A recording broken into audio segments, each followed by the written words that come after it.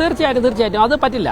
കാരണം പ്രതിഷേധിക്കാനുള്ള ഞങ്ങൾ പ്രതിഷേധിക്കുന്നത് ഇവിടെ അനുവദനീയമായ സ്ഥലത്താണ്. അല്ലാതെ ഇന്നലെ കോൺഗ്രസ് ചെയ്തതുപോലെ കമ്പം കല്ലുമൊക്കെ ആയിട്ട് പ്രധാനമന്ത്രിയുടെ വീട്ടിലെ ഹൈ സെക്യൂരിറ്റി ഏരിയയിൽ ചെന്നിട്ട് താണ്ടവാടല്ലോ ചെയ്തത്. ഏറ്റവും മുതിർന്ന മന്ത്രിമാർ പോലും പോയി പറഞ്ഞല്ലോ ഇവിടെ സമരം ചെയ്യാനും വേണ്ടി നമ്മുടെ രാജ്യത്തിന്റെ സുരക്ഷയെ ബാധിക്കുന്നതാണ്. കാരണം ഇപ്പോൾ രാഹുൽ ഗാന്ധിയോ പ്രിയങ്ക ഗാന്ധിയോ ഒക്കെ ചെല്ലുന്നതിനോടൊപ്പം unwanted elements, anti social elements, anti national elements ഒക്കെ തന്നെ അവരോടൊപ്പം കൂടുകയാണ് അവിടെ.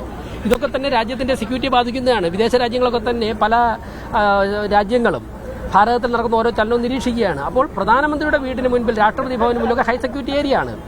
അവിടെ പോയിട്ട് കല്ലുമായിട്ട് പോയി പ്രധാനമന്ത്രിയുടെ വീടിനെ ആക്രമിക്കാൻ നോക്കുന്നൊക്കെ പറഞ്ഞു കഴിഞ്ഞാൽ രാജ്യത്തെ ജനാധിപത്യ വിശ്വാസികളും രാഷ്ട്രീയ പാർട്ടികളൊക്കെ ഞങ്ങളൊക്കെ ഉണ്ടായിരിക്കുമോ?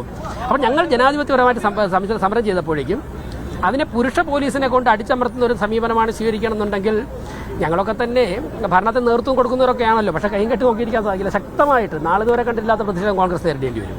അത് അവസാനിപ്പിക്കണമെന്ന് പറയുകയാണ്. ഞങ്ങളുടെ വനിതാ പ്രവർത്തകരെ ആക്രമിച്ച പോലീസുകാരനെതിരെ ഇന്ന് ശക്തമായ നടപടി എടുക്കണം ഞങ്ങൾ ആവശ്യപ്പെട്ടിട്ടുള്ളത്. നോക്കാം. ഓക്കെ.